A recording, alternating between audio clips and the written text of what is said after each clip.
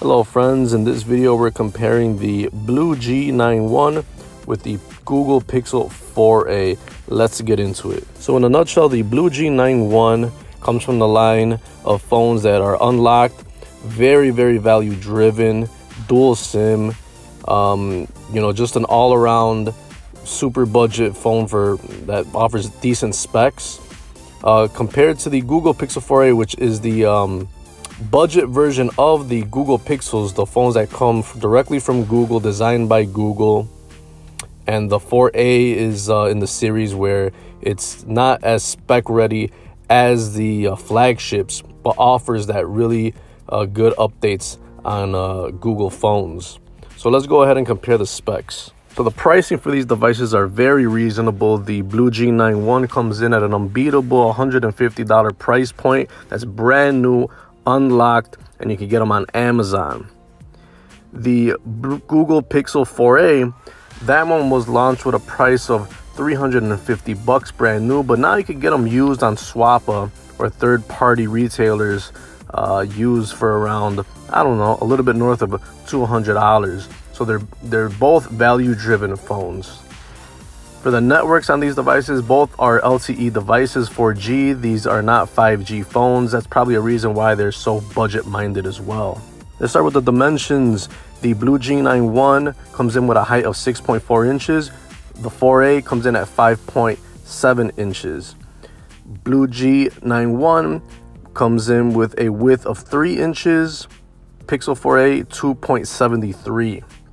Thickness, G91, 0.35 inches. Pixel 4a, 0.32 inches. So the Pixel 4a is an all-around smaller, thinner device. For the weight, the G91 comes in at 196 grams or 6.91 ounces.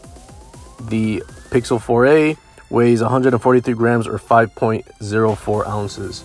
So clearly the BLU G91 weighs way more, even compared to other smartphones and flagships. It's almost 7 ounces, while the Pixel 4a is a very lightweight device. It is among the lightest that I've seen. The BLU G91 is a dual SIM device. That is something that is well known for BLU manufactured phones, while the Pixel 4a is also a dual SIM phone, except one of them is a physical nano SIM and the other one is a virtual eSIM. So both of these devices are great if you have 2 data plans or 2 phone numbers, good for traveling, good if you want to swap out and change data plans depending on your coverage and switch carrier. So that's pretty awesome. Next, let's move on to the screen and display.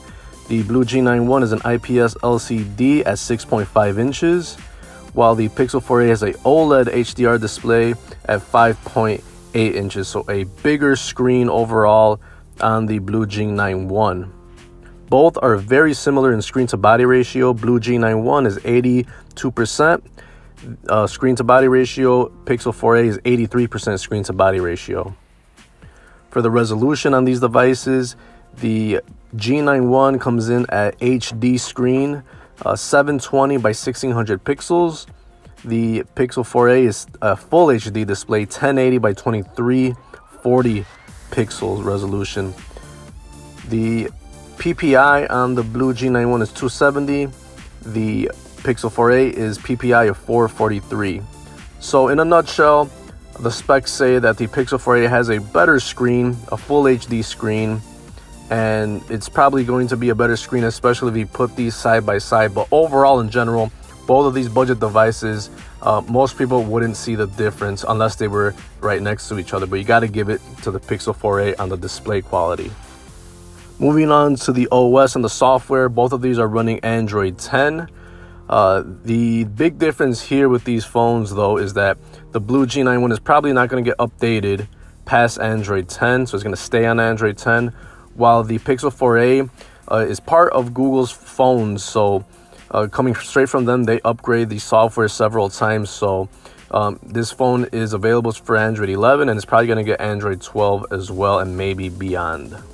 But regardless on how you look at it, both of these have a stock Android experience. There's no crazy skin on it. There may be a little bit of tweaks here and there to each individual phone, but overall it has that stock feel OS to it, just like OnePlus has a close to stock Android and Motorola. So Those are the major phones that always keep a close to stock Android feel.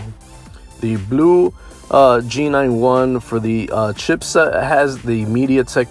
They mostly have MediaTek processors, while you got a Snapdragon. In this case, it's Snapdragon 730G for the Pixel 4a. But if you break it down, both of these devices are not super powerful devices with the chipset, but it should be able to run most everyday apps that people use no problem, unless you're using very intensive gaming or very intensive thorough video editing and stuff like that. But if you're like most people, you won't see a drop in performance really. For the storage, it's a similar story in both of these devices. They both have 128 gigs of storage.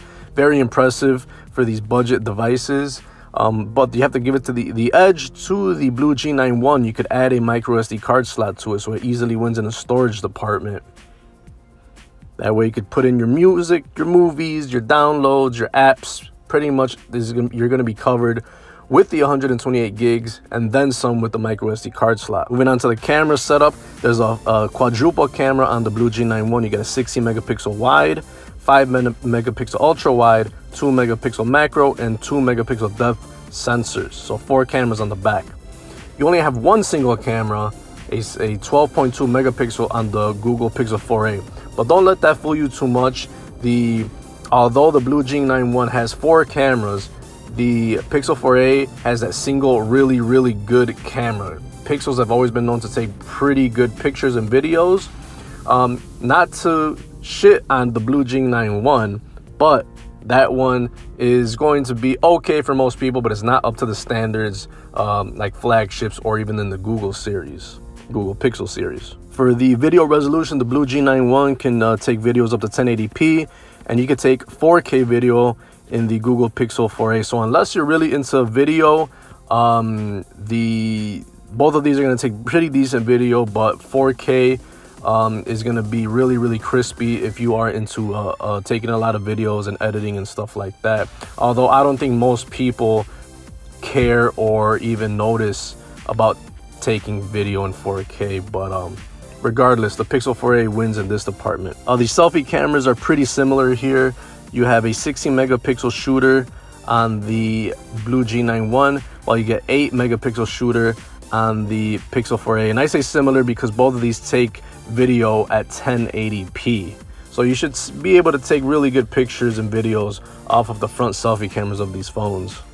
Both of these phones offer a headphone jack, which is awesome. You don't see a lot of phones going head to head that have headphone jacks. You can still connect your physical headphones, a mic, or to your car with an aux cord. So if you haven't fully embraced wireless, these phones are for you. The Bluetooth, the BLU G91 has 4.0 Bluetooth, and the 4a has a 5.0 Bluetooth. These are important. They're very similar. They'll both get you to connect your wireless earbuds, your smartwatch, or your speakers and stuff like that. There's no NFC on the BLU G91, but there is NFC on the Pixel 4a, and that's mostly reserved for Google payments. Both of these phones offer USB Type-C for charging, pretty standard in the Android world, and it's a very versatile plug because USB-C is also used on laptops such as MacBooks, Chromebooks, Windows PCs, tablets, even iPads, and other phones, and just other devices in general. Way more versatile than a Lightning port unless you have a lot of iOS devices. Both are similar for the unlocking method. They both have a rear mounted fingerprint reader. Both are pretty good. If you have these phones on the table, you do have to lift them up to unlock them, which is a little bit of a pain.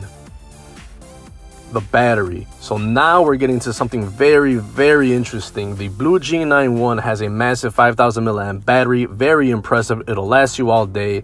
While the battery on the Pixel 4a is very tiny by comparison. It has a 3,140 milliamp battery, so almost 2,000 milliamps less than the BLU G91. It's safe to say that the G91 will last you all day, while the Pixel 4a will leave you looking for the charger. Luckily, both of these devices offer higher than 5 watts of charging power. But the faster charging is going to be 18 watts on the Pixel 4a. So in conclusion, what are my thoughts on these devices after I went through the specs? Well, I'll talk about the things that are very similar. These are both value-driven devices. You can get them for real low prices. They both offer a stock version of Android. You can get them both unlocked basically, and they will pretty much do what you got to do. They're not flagship devices by any stretch of the imagination, but that's when the similarities end. There's a lot of other differences between these phones. If you want a better camera, go with the Pixel 4a. If you want a lot of battery life, go with the G91. If you want physical dual SIM cards, go with the BLU G91. If you want more storage, go with the BLU G91. The Pixel 4a will get you a lot of updates though from Google, and the Pixel 4a is smaller than the BLU G91. So those are several takeaways. Both of these phones in general though are good for the customer or the consumer that just wants a clean bill of Android and doesn't want to deal with a lot of frills and just gets it at a good price. So that's been my review and comparison of the BLU G91 and the Pixel 4a. Thanks for watching, guys. Peace.